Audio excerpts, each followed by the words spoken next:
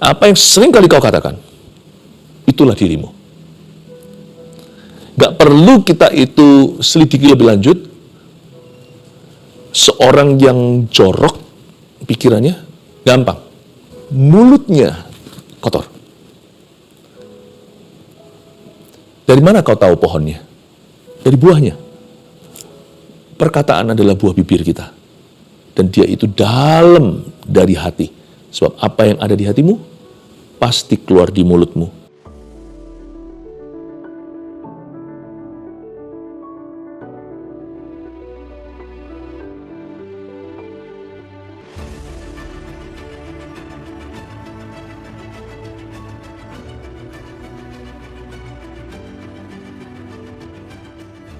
Shalom keluarga Saat Teduh Bersama. Saya percaya Tuhan menjanjikan kemenangan kepada barang siapa yang sungguh-sungguh mencari Dia. Hari ini adalah hari yang Tuhan jadikan dalam hidupmu.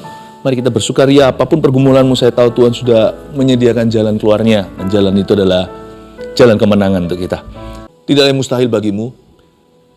Tidak ada keadaan maupun kondisi yang merupakan kejutan. Allah Maha Tahu. Dan di depan sana sebelum pergumulan satupun menerpa, Kau sudah ada. Makasih kami punya Tuhan yang bisa menjadi sandaran dan pegangan yang dapat dipercaya bukan hanya di hidup ini, tapi di dalam hidup yang akan datang, dalam kekekalan pun Engkau tetap Allah yang sama. Kuserahkan hidupku kepadamu, kami serahkan hidup setiap jemaatmu kepadamu. Mohon berbicaralah, sampaikan sabdamu yang mulia, sembunyikan hambamu di balik salibmu, dan biarkan Tuhan memberi tips-tips kemenangan sehingga hidup kami selalu ya Tuhan Yesus mengalami Tuhan di setiap langkah kaki. Makasih Tuhan. Dalam nama Yesus. Haleluya. Amin. Hari-hari ini saya merasa seperti Roh Kudus itu memicu. Dan dari belakang ada suara berkata, ayo maju, ayo maju. Jangan maju mundur lagi. Beritahu sama umatku. Karena itu saya ingin menyampaikan satu pesan sederhana untuk membantu Anda, memberi Anda tips-tips kemenangan di dalam pergumulan, apalagi kalau sudah soal kebiasaan buruk, kehidupan lama, pikiran-pikiran kita yang sia-sia, namun menjajah konsentrasi kita. Perasaan kita yang negatif. Aduh, hal-hal yang benar-benar membawa kita ke bawah. Sedangkan ada firman-Nya, tanggalkan segala beban dan dosa yang merintangi. Ini semua adalah halangan-halangan utama. Tahukah Anda bahwa halangan-halangan terutama itu bukan dari orang lain, bukan dari faktor luar, tapi seringkali kita temukan dalam hidup kita sendiri, khususnya kebiasaan lama. Saya kasih judulnya begini, kenapa aku balik lagi ke kebiasaan lama? Suatu firman yang bisa membantu kita untuk bisa mengenali diri sendiri dan untuk bisa antisipasi di area-area kelemahan kita. Tujuan saya menyampaikan ini adalah supaya keluarga Saat Teduh Bersama mengalami terobosan baru di kebiasaan lamanya. Saya ajak kita untuk membuka di Efesus pasal 4 ayat 17-24. Sebelum kita membacanya, bisakah Anda katakan kepada seseorang kalau Anda berada di sebelah teman Anda atau keluarga, katakan ayo maju, ya, jangan maju mundur lagi, ayo maju dalam Tuhan. Puji Tuhan ya. Kita sama-sama akan membacanya, Efesus 4 ayat yang ke-17. Saya bacakan ya. Sebab itu kukatakan dan kutegaskan ini kepadamu di dalam Tuhan, jangan hidup lagi sama seperti orang-orang yang tidak mengenal Allah dengan pikirannya yang sia-sia dan pengertiannya yang gelap, jauh dari hidup persekutuan dengan Allah, karena kebodohan yang ada di dalam mereka dan karena kedegilan hati mereka. Perasaan mereka telah tumpul sehingga mereka menyerahkan diri kepada hawa nafsu dan mengerjakan dengan serakah segala macam kecemaran. Tapi kamu bukan demikian, kamu telah belajar mengenal Kristus. Karena kamu telah mendengar tentang Dia dan menerima pengajaran di dalam Dia, menurut kebenaran yang nyata dalam Yesus. Yaitu bahwa kamu berhubung dengan kehidupan kamu yang dahulu harus menanggalkan manusia lama yang menemui kebiasaannya oleh nafsunya yang menyesatkan. Supaya kamu dibaharui di dalam roh dan pikiranmu. Dan mengenakan manusia baru yang telah diciptakan menurut kehendak Allah di dalam kebenaran dan kekudusan yang sesungguhnya. Kenapa aku balik lagi ke kebiasaan lama? Kalau mau jujur, tidak sedikit orang Kristen yang frustrasi dengan dirinya. Paulus pun pernah menuliskan di salah satu suratnya, lebih tepatnya di surat Roma. Dia katakan bukan apa yang aku kehendaki yang kulakukan, tapi apa yang aku benci itu yang kulakukan. Celaka aku. Lalu dia memberi solusi. Siapa yang bisa menolong aku dari tubuh dosa ini? Ya, Yesus Kristus Tuhan. Anak Allah yang mengasihi kita. Jadi ada jalan keluarnya. Tapi apakah percaya pada Yesus saja udah cukup? Sebenarnya jawabannya iya, sudah cukup. Tetapi kita harus mengerti secara praktis, waktu kita katakan kita percaya itu implementasinya seperti apa. Apa yang perlu kita pertahankan, apa yang perlu kita tanggalkan. Nah, setan itu kan selalu main trik atau main jebakan. Iblis itu tricky sekali. Itu dia namanya ular beludak ya. Dia itu kamuflasenya itu banyak ya.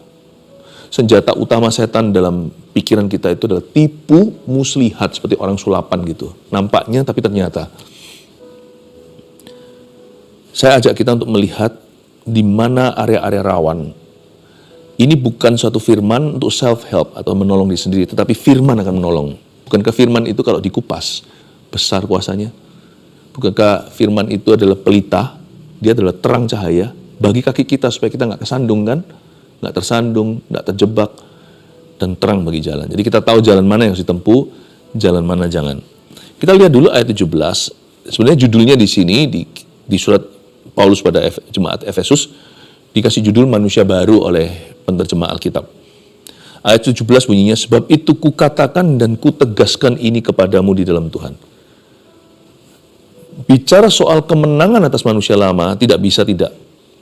Kita mesti tegas, makanya itu Paulus pakai bahasa yang sangat jelas. Dia berkata, kukatakan dan kutegaskan ini kepadamu dalam Tuhan.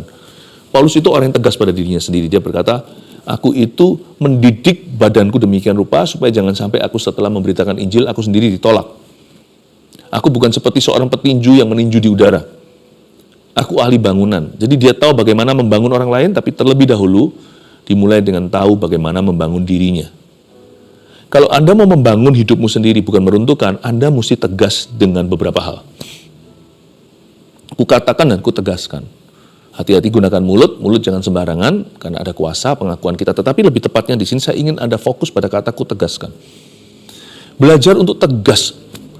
Kalau orang nggak tegas itu dia pasti akan maju mundur, jatuh bangun. Saya ngerti kadang-kadang kita masih belajar ya dari kesalahan. Siapa sih di antara kita yang sudah sempurna? Nggak usah dicari aja, kadang-kadang kita gagal. Nggak usah dicoba, nggak usah kita itu sengaja. 7 kali orang benar jatuh, dia bangun lagi. Tapi jangan kita itu bodoh. Kalau kita nggak tegas, apalagi tentang beberapa hal yang sering kali, kerap kali menjatuhkan kita, nanti setan akan jadikan kita yoyo di sana. Tahu ya mainan yoyo anak kecil itu loh yang turun ke bawah, naikin lagi pakai tali. Kita jadi roller coaster terus menerus, nggak pernah habis-habis. Kapan kita akan maju? Kita kan maju mundur, jatuh bangun. Muter-muter lagi di padang gurun, muter-muter 40 tahun di situ sampai mati. Kita mesti tegas. Kita mesti tegas hal-hal yang negatif di hidup kita.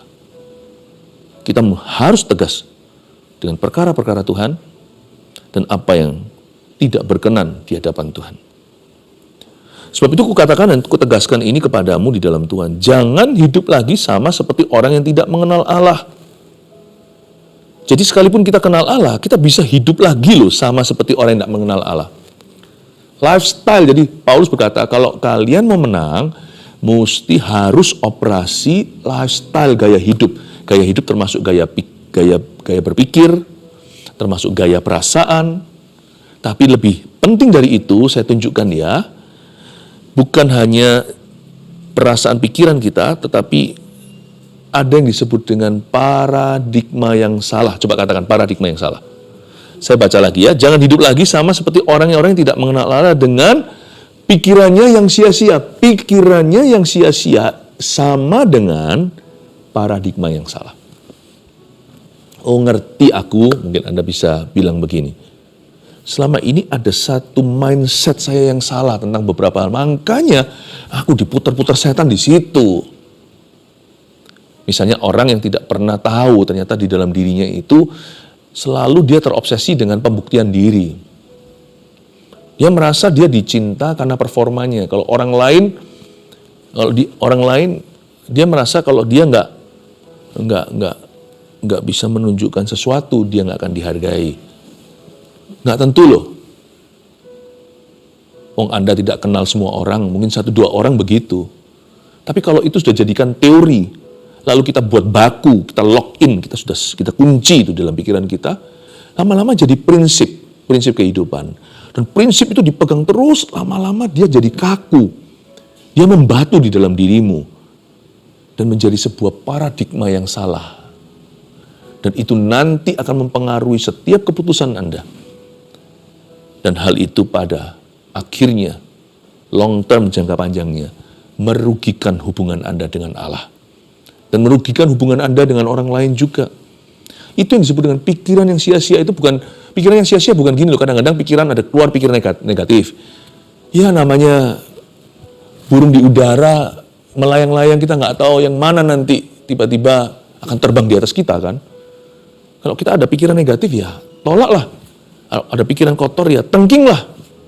Atau cepat alihkan pikirannya ke hal-hal lain yang sifatnya positif, yang membangun, yang suci, kudus, semua yang benar, mulia, adil, dan kudus. Pikirkanlah semua itu. Pikiran yang sia-sia itu bukan pikiran yang datang sesaat, tapi pikiran yang bercokol di dalam kepalamu dan kepalaku. Pikiran yang sudah membatu. Pikiran yang udah jadi. Itu kesalahpahaman rohani yang sangat fatal sekali. Pikiran yang sia-sia ini bukan pikiran yang jalan. Tapi pikiran yang sudah menyatu. Sudah menjadi darah daging di dalam dirimu. Ini hati-hati. Paradigma yang salah harus kau patahkan, kalahkan. Misalnya, ada seorang yang pernah dikecewakan sama seorang pria, seorang wanita misalnya. Mungkin keluar dari kata-katanya, kata-kata yang pahit, kata-kata yang kesal. Tapi karena telinganya mendengar pengakuan yang salah, lama-lama telinga itu merekam. Jatuh ke hati. Dan mulai merasuki seluruh pikirannya. Semua laki sama di dunia. Itu nggak objektif, kenapa? Karena dia belum kenal semua pria di seluruh dunia. Belum lagi, satu pria itu pasti nggak sama. P huruf besar pria ini. Jesus Christ, Yesus Kristus anak Allah. Lalu dia mulai katakan itu ulang-ulang. Lalu waktu sama teman-temannya, waktu dia curhat, dia juga ngomong, cowok sama di seluruh dunia, ya begitu modelnya. Lama-lama jadi paradigma yang salah. Nanti bisa saja dia berubah menjadi seorang yang merasa tidak butuh orang lain, tidak butuh laki-laki. Mencoba membuktikan bahwa wanita juga bisa. Saya percaya laki-laki dan perempuan diciptakan equal atau sama, perannya aja beda. Tetapi ketika paradigma ini mulai masuk, dia mulai melihat gender satunya itu sebagai saingan yang harus dia kalahkan. Muncullah yang namanya feminisme, gerakan anti laki-laki. Muncul yang namanya LGBT, atau muncul yang namanya lesbian. Itu semuanya, kelakuan dan sebagainya, itu hanyalah manifestasinya. Di dalam itu perlu diambil sampai ke akarnya. Akarnya itulah pikiran yang sia-sia alias paradigma yang salah. Adakah pikiran seperti ini di dalam dirimu yang harus dihancurkan? Mungkinkah kebiasaan lama sulit sekali pergi dan selalu mengalahkan kita? Bukan karena kita tidak mencoba bebas merdeka, tetapi ada paradigma-paradigma yang harus kita konfrontasi. Aku ngampuni orang, disakitin lagi. Enggak, aku mau dia berubah dulu, baru akan aku ampuni. Dan dari mana kita tahu ada paradigma yang seperti itu? Kalau badan fisik kan ada MRI itu, mesin yang CT scan segalanya, berapa slice yang dipotong-potong, itu gambarnya itu bisa selapis-lapis. Kalau tergantung, kalau mesinnya canggih sekali, yang paling modern. Tapi kalau rohani, siapa ngerti? Kalau pikiranku siapa tahu? Bisa, gampang. Makanya Paulus berkata, sebab itu kukatakan dan kutegaskan. Mau tahu apa yang ada di dalam hatimu? Yaitu yang kerap kali keluar di mulutmu. Mesin MRI-nya atau CT scan-nya itu cuipa, bahasa Chinese-nya, atau lidah bibir kita. Apa yang sering kali kau katakan, itulah dirimu. Gak perlu kita itu selidiki lebih lanjut. Seorang yang jorok pikirannya, gampang. Mulutnya kotor. Dari mana kau tahu pohonnya? Dari buahnya. Perkataan adalah buah bibir kita. Dan dia itu dalam dari hati. Sebab apa yang ada di hatimu, pasti keluar di mulutmu. Pikiran yang sia-sia, gampang. Adakah cetusan-cetusan? Itu bukan sesuatu yang kau buat-buat. Nggak tentu cetusan, kadang juga keluhan, kadang menjadi teori hidupmu. Itu yang bertentangan dengan firman Tuhan. Anda harus tahu bahwa itulah paradigma. Itulah yang disebut dengan kubu-kubu setan di dalam diri Anda. Makanya kelemahan kita itu susah untuk kita kuasai. Kenapa kita susah berubah? Kenapa seolah-olah kita terus kalah di area yang sama? Mungkin ada paradigma-paradigma yang harus berubah. Dari mana kita tahu? Ya kalau kita itu baca Alkitab bukan untuk menyelidiki Tuhan, tapi baca Alkitab untuk mendengarkan Tuhan, maka Tuhan pasti akan mewahyukan sesuatu yang gak beres di hatimu. Karena waktu kita baca Alkitab dengan attitude atau sikap hati yang benar, karena haus dan lapar, waktu kita sedang membaca dan merenungkan, Tuhan mulai kupas, karena firman ini pedang seperti pedang bermata dua. Dia lebih tajam dari pedang bermata dua malahan. Dia bisa membedakan antara sumsum dan sendi, antara pikiran-pikiran yang dari roh, atau yang dari jiwa seseorang saja. Dia bisa memisah-misah dan memilah-milah pikiran dan pertimbangan-pertimbanganmu. Kita nggak usah cari-cari salah sendiri. Kita tidak perlu terlalu terus-menerus menyelidiki diri.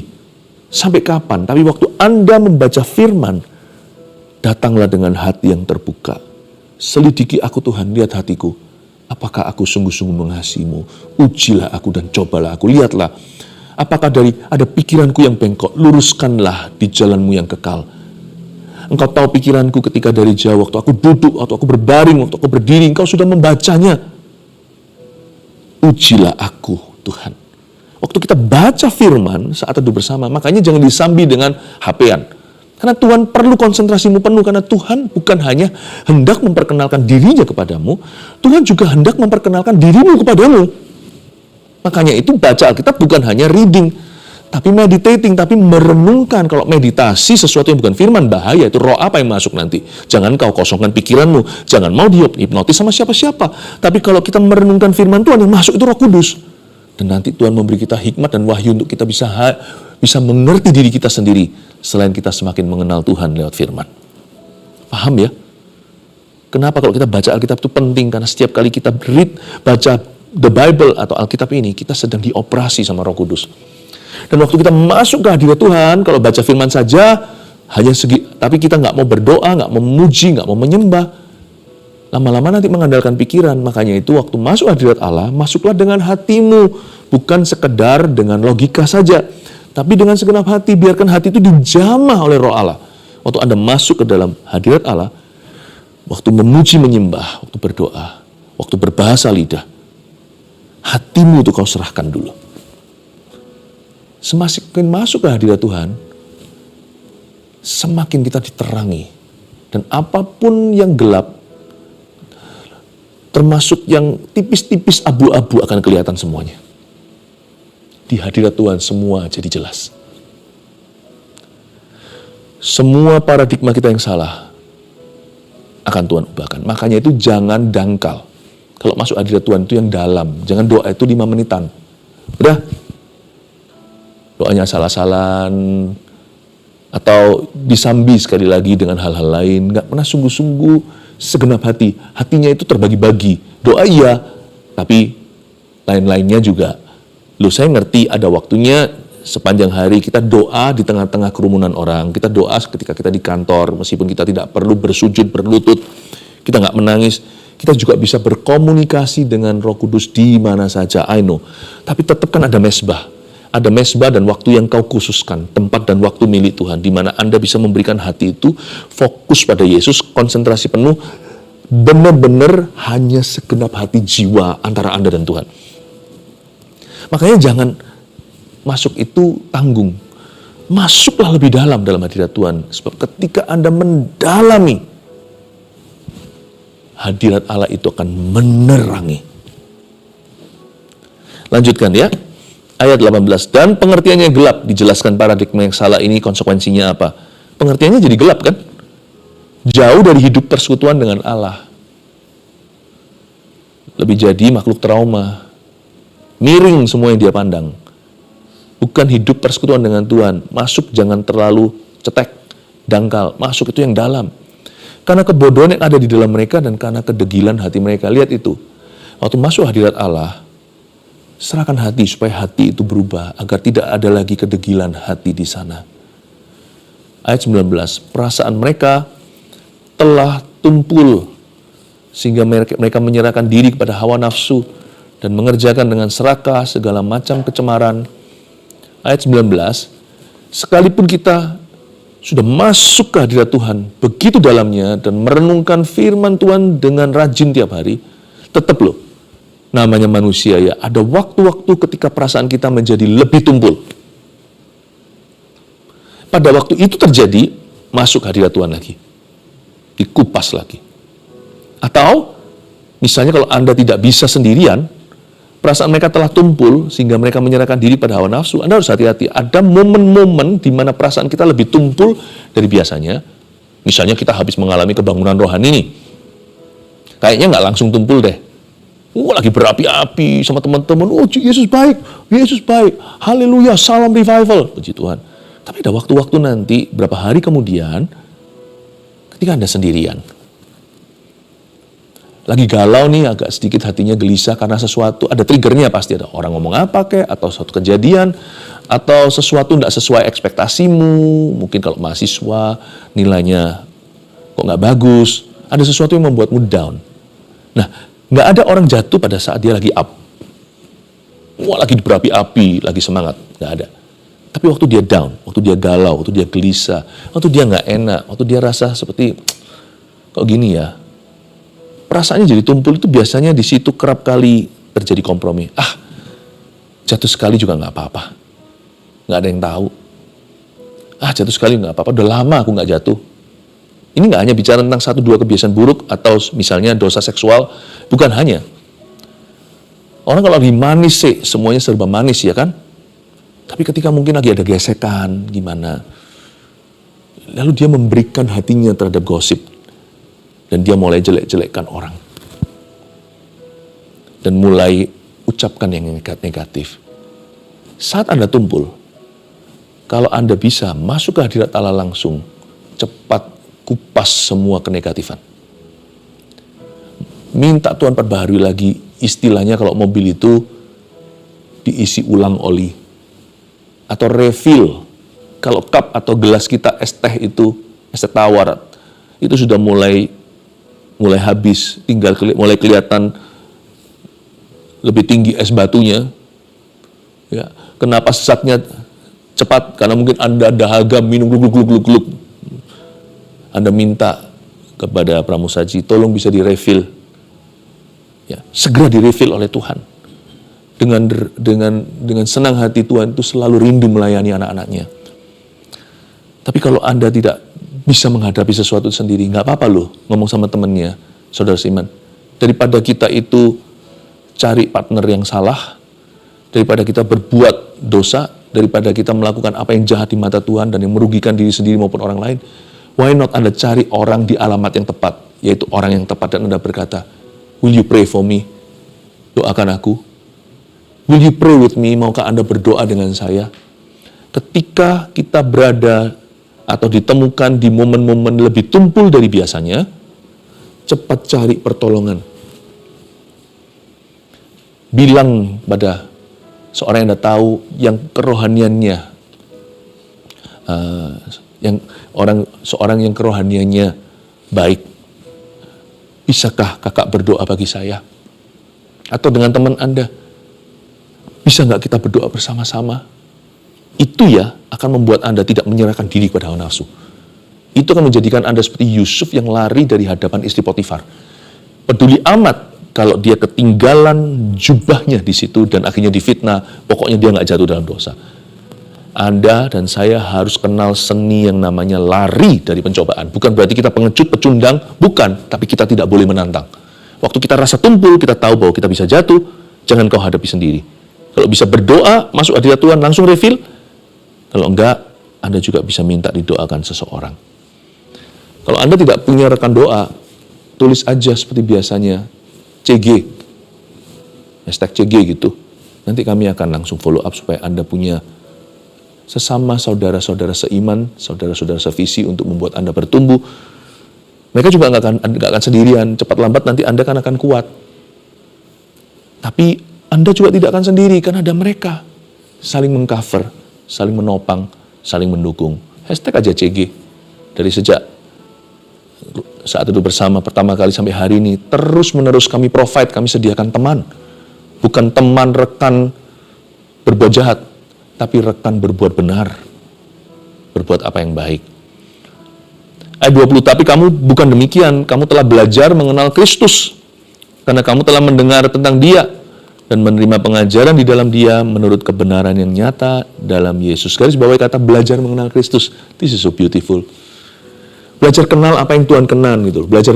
Belajar kita itu tahu yang mana yang bagus, yang mana yang dari Yesus. Bedanya anak kecil sama orang dewasa apa? Anak kecil perlu diberitahu, ini nggak baik loh ya, nak, kamu jangan pegang ini panci, ini panas. Orang dewasa tahu sendiri. Ya, orang dewasa juga yang bisa take care dirinya, yang bisa jaga dirinya sendiri. Nggak tentu bicara soal usia, ada yang sudah usianya dewasa, tapi juga nggak memperhatikan kesehatannya. Semua dimakan, yang manis, yang berlemak, nggak pedulikan. Tapi orang yang bisa merawat dirinya sendiri, orang yang dewasa dalam menjaga dirinya, tahu yang ini nggak baik, ini bisa buat saya sakit. Apa yang membuat kita itu dewasa? Kita belajar mengenal yang mana yang baik untuk kita, yang mana yang baik untuk orang lain. Kita belajar mengenal yang mana itu bagus, karena dari Yesus. Yang mana itu seperti pakai nama Yesus, tapi itu nggak bagus. Buahnya loh, masam semua. Karena itu kita mesti belajar selektif. Kita nggak boleh pukul rata, menghakimi orang lain juga jangan. Dan juga jangan jadi orang yang polos. Orang polos itu nggak baik. Tuhan ajari kita juga untuk bisa membeda-bedakan. Be selektif untuk kita menjadi seorang yang selektif. Apa yang kau terima, kau izinkan masuk ke dalammu. Belajar mengenal Kristus. Belajar. Karena kamu telah mendengar tentang Dia. Apa yang masuk ke telinga, menerima pengajaran di dalam Dia, apa yang kau izinkan jadi inputan. Karena pepatah berkata inputmu menentukan outputmu kan, apa yang masuk menentukan apa yang keluar, nggak percaya? Kalau orang nggak pernah makan sambal, makan yang pedas-pedas langsung mules, apa yang masuk? Itu mempengaruhi perutmu dan pencernaan. Jangan sembarang.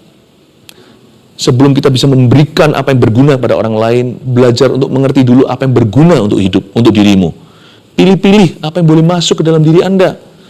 Yaitu bahwa kamu berhubung dengan kehidupan kamu yang dahulu, ayat 22, harus menanggalkan manusia lama yang menemui kebiasaannya oleh nafsunya yang menyesatkan. Supaya kamu, garis bawah ini, dibaharui di dalam roh dan pikiranmu. Garis bawahi kata dibaharui di dalam roh dan pikiranmu. Yaitu pilih-pilih ya, apa yang boleh masuk ke hatimu, kepikiranmu, apalagi masuk ke dalam rohmu. Roh itu mudah cemar, dia mudah kamir. Tapi roh itu supaya kita bisa terus dihuni oleh roh suci. Semua yang benar, semua yang suci, yang layak dipuji, yang harus masuk ke dalam. Jangan kau import semua laratan dan sampah ke dalam, sedangkan di dalam roh kita tinggal satu testimoni atau kesaksian, yaitu kesaksian roh Allah. Di dalam diri kita ini tinggal Roh Kudus. Jangan kau biarkan, jangan kau kotori dalammu. Dan mengenakan manusia baru yang telah diciptakan menurut kehendak Allah. Katakan kehendak Allah. Nah, kita semua tahu kita diciptakan menurut kehendak Allah. Tetapi ada kalimat dua kata ini yang saya ingin Anda catat. Menurut kehendak Allah, tapi dari sisi kita di dalam kebenaran. Katakan kebenaran. Dan kekudusan yang sesungguhnya. Katakan kekudusan. Jadi kehendak Allah itu dari sisi Allah. Ini kehendaknya. Allah pasti kudus lah, pasti benar lah. Namanya Tuhan. Tapi dari sisi kita, bentuknya kebenaran. Kebenaran itu kan paradigma yang benar. Kebenaran itu kan patron.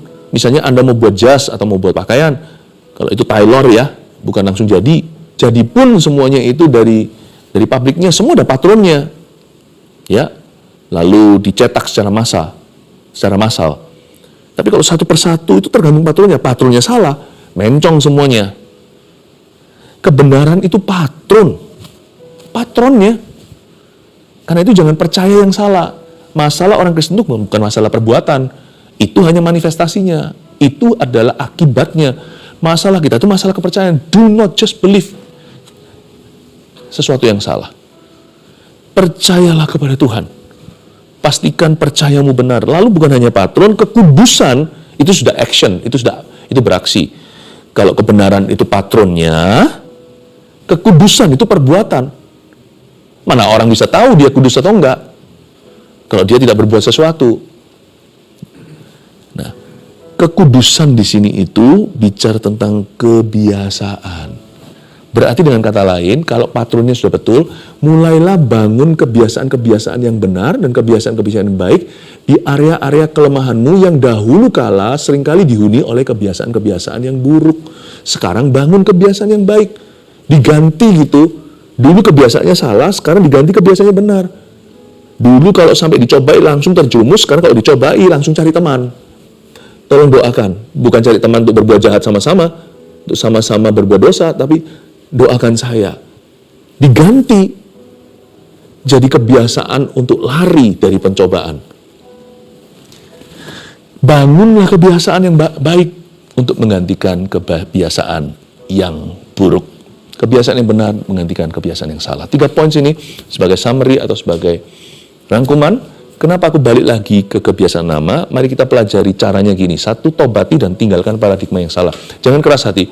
Kalau itu nggak sesuai firman, tinggalkan. Berarti itu merugikan. Oke?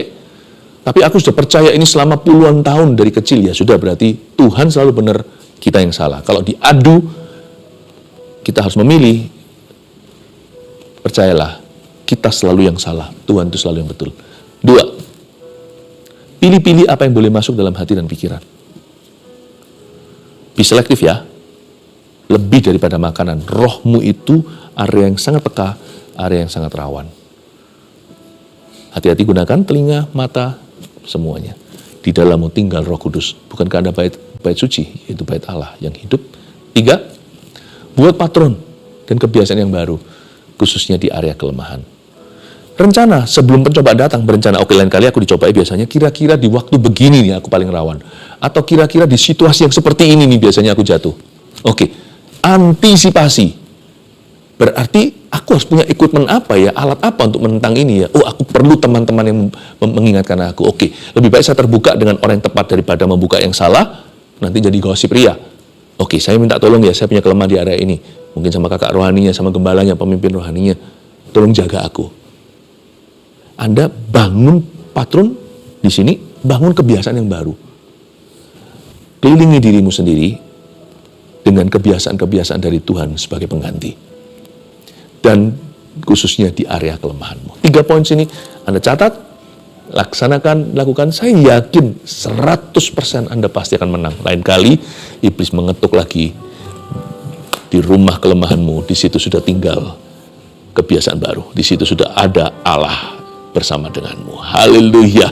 Kesaksian saya bagikan dari Anda untuk menguatkan hati setiap orang yang sedang berdoa meminta sesuatu. Santo, sekitar sebulan lalu mata kiri saya terus berkedip tanpa henti. Awalnya saya anggap sepele, tapi makin lama makin sering dan sangat mengganggu. Jujur saya jadi takut. Apalagi saya punya trauma untuk periksa ke dokter. Saat ibadah Jumat Agung KKR pukul 10 di rooftop Pastor Philip Mantova menyampaikan bahwa ada seseorang yang sedang mengalami masalah pada mata. Saya langsung berdoa dalam hati, Tuhan, kalau ini untuk saya percaya Engkau sembuhkan. Setelah ibadah, kedipnya mulai berkurang, tapi belum hilang. Saya sempat ragu. Sore harinya, meski merasa kering rohani, saya tetap memutuskan hadir di ibadah pukul 4 sore. Di sana disampaikan lagi bahwa ada matanya yang belum sembuh total, dan Tuhan mau menyembuhkan sepenuhnya. Saya kembali percaya, puji Tuhan setelah itu mata saya perlahan sembuh, dan sampai hari ini sudah kembali normal. Kini saya percaya itu bukan sebuah kebetulan, melainkan pekerjaan Tuhan yang membuat saya semakin yakin dan mengasihinya. Puji Tuhan, jangan ragu ya, jangan bimbang, apalagi yang sedang berdoa meminta sesuatu. Percayalah, Allahmu adalah Allah yang hidup, yang mendengarkan doa. Ini Marsha. Shalom Pastor Philip, saya ingin bersaksi tentang benjolan di bawah rusuk saya yang awalnya besar dan terasa sakit. Saya takut periksa ke rumah sakit dan khawatir soal biaya, sehingga saya memilih untuk berdoa setiap hari. Saya mengikuti saat teduh bersama dengan judul Siapakah Yesus? Di akhir sesi, Pastor Philip menyampaikan merasakan ada benjolan tumor atau kanker. Hati saya tergerak, itu saya pun mengikuti doa dan mengikat benjolan itu agar sembuh sampai ke akar-akarnya. Puji Tuhan, setelah berdoa, benjolan saya menjadi sangat kecil dan tidak terasa sakit lagi. Saya percaya ini adalah mujizat Tuhan beribu-ribu tahun yang lalu Tuhan buat untuk saya sekarang ini. Dan sisa benjolan kecil ini pun saya percaya dapat kempes dan menghilang atas pertolongan Tuhan. Kalau Anda mendengarkan ini, ya, saudara Marsha, saya tengking benjolan sisanya yang kecil itu kempis, hilang, lenyap, terbantun ke laut dalam nama Yesus. Prameta, 17 November 2025, saya gemetar karena debt collector mulai meneror dan mengirim spam. Saya sedang menanggung hutang almarhumah mama yang meninggal di tahun 2024. Saya mampir di lobi sebuah hotel karena takut bertemu debt collector di kos. Dalam diam, saya menonton saat teduh bersama Pastor Philip. Tiba-tiba di menit 56 detik 42 dalam episode Orang Sukses Itu Seperti Apa, Pastor Philip berkata, ada yang sedang dalam hutang. Tuhan akan memutarbalikkan keadaan, rumah akan terjual, dan cicilan bank akan mendapat keringanan. Dan ya, beberapa bulan kemudian saya dapat jalan. Salah satu aset mendiang orang tua saya terjual, dan dalam 6 bulan hidup saya membaik. Saya dapat promosi di pekerjaan, dan dihargai lebih dari gaji saya biasanya. Makasih Tuhan Yesus yang telah menyampaikan pesan lewat Pastor Philip. Sekali lagi Tuhan kasih mujizat untuk hidup saya. Dan tidak ada alasan bagi saya untuk berhenti berusaha sepanjang hidup saya ke depan. Betul sekali. Apa sih masalah yang kita hadapi yang di luar jangkauan Tuhan? Kalau Tuhan bisa menolong seseorang, Tuhan menolong kita hari ini sama-sama ya. Dan waktu Tuhan ditinggi-tinggikan lewat pujian, kuasanya turun menjamah setiap kita, musuh dan tembok Yeriko pun akan diruntuhkan. Saya percaya kita nggak perlu maju mundur kalau ikut Tuhan. Ayo maju terus sekalipun problema kita banyak, masalah kita berat, maju, berlomba masuk hadirat Allah. Udah jangan noleh ke kiri kanan, jangan lihat ke belakang. Percaya kalau orang masuk ke dalam hadirat Tuhan, sesuatu pasti akan terjadi. Siap untuk memuji Tuhan? Mari kita sama-sama bersukaria karenanya. Saya merasa hari ini yang menyaksikan saat teduh bersama, baik yang live maupun yang nanti rerun, bukan kebetulan orang-orang yang sudah mundur dari Tuhan. Saya merasa ada seorang wanita, tahun ini adalah tahun kelima Anda sudah nggak ke gereja. Anda tidak tinggal di Indonesia, Anda di luar negeri, tapi orang Indo di luar negeri. Anda menyaksikan ini sekarang. Dan bukan kebetulan Anda menyaksikannya. Tahun kelima Anda lupa persisnya bulan berapa Anda sudah berhenti ke rumah Tuhan, tapi ini tahunnya memang adalah the 5th year. Ada satu benjolan yang membuat Anda ingat akan Tuhan. Benjolan di sebelah kiri, daerah leher bawah sini seperti setengah bola pingpong. Anda takut itu cancer, itu kanker. Sakit ketika ditekan, dan sekarang pun masih ada. Anda mau datang ke Tuhan, tapi sungkan. Anda rasa tahu diri. Kenapa kalau begini aku baru mau cari Tuhan? Dan Anda ada niatan untuk gereja, tapi Anda sungkan sama Tuhan. Tidak usah sungkan, kata Tuhan. Datanglah hai anakku. Cuma-cuma kau pergi, kau tidak perlu bayar apa-apa untuk kembali. Datanglah apa adanya. Aku akan menyembuhkanmu. Dan Tuhan akan menyembuhkan kerohanianmu juga di tahun ini. Dan saya berdoa untuk benjolan Anda pergi di dalam nama Yesus Kristus. Tuhan buat mulus. Sekarang juga dia menjadi kecil seperti biji sesawi. Sekarang kempis seperti kelereng. Dan kempis lagi in Jesus name dalam nama Yesus. Sampai seperti biji sesawi, seperti ada satu kutil di situ. Tuhan sembuhkan, tetap harus ke dokter. Dokter nanti akan memberitahukan apa yang terjadi. Tapi I pray in Jesus name, itu tidak akan menjadi parah. Aku perintahkan itu untuk pergi dalam nama Yesus. Anda disembuhkan, dan lebih penting lagi, hidup rohanimu akan disembuhkan. Mulai hari ini akan disembuhkan oleh Roh Kudus. Terima kasih Tuhan. Setiap orang yang telah mundur dari Tuhan, letakkan tangan di dadanya seperti ini. Ikuti saya berdoa. Katakan, Tuhan Yesus, aku tidak mau maju mundur lagi. Aku mau maju di dalam Tuhan. Ampuni dosaku, sekarang aku mengerti. Aku tanggalkan paradigmaku yang salah. Mulai hari ini bebaskan aku, supaya Tuhan dari sekarang aku melayani Tuhan dengan segenap hati. Aku terima pikiran-pikiran-Mu Roh Kudus. Aku terima perasaan-Mu Kristus. Aku kembali dalam nama Yesus. Haleluya, amin. Ulurkan tangan terakhir kali bersama dengan saya, kita seolah bergandengan tangan untuk setiap permohonan doa. Di dalam nama Yesus hamba berdoa, minta setiap mujizat. Tentunya lebih dari 1-2 bukan Tuhan yang menonton begitu banyak dan ribuan. Kami percaya Tuhan Yesus sanggup, Allah yang besar sanggup memberikan kepada setiap umatnya yang membutuhkan. Satu persatu kau lawat dengan mujizat tertentu dalam hidup mereka. Baik itu pekerjaan, baik itu keluarga, baik itu kesehatan. Dalam nama Yesus Kristus. Haleluya. Mari kita angkat kedua tangan kita. Terimalah berkat dari Allah Bapa, kasih karunia dari Tuhan Yesus, pengurapan dari Allah Roh Kudus, menyertai hidupmu. Mulai sekarang, di dalam nama Yesus kuperintahkan, maju dalam Tuhan. Jangan menoleh ke belakang lagi. Tuhan Yesus menunggumu. Haleluya, Tuhan beserta. Amin.